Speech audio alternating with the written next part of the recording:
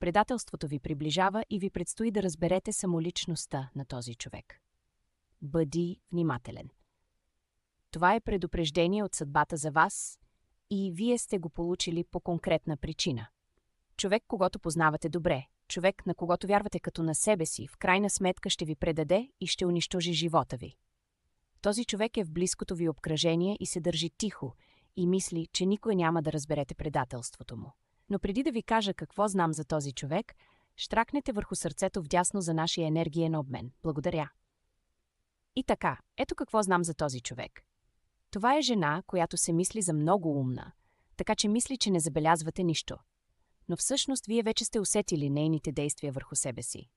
Спомнете си колко често ви боли тялото, как се будите през нощта и как чувствате безпокойство и главоболие без причина. Всичко това е резултат от черната магия на тази жена, но гарантирам, че сега ще разберете цялата истина.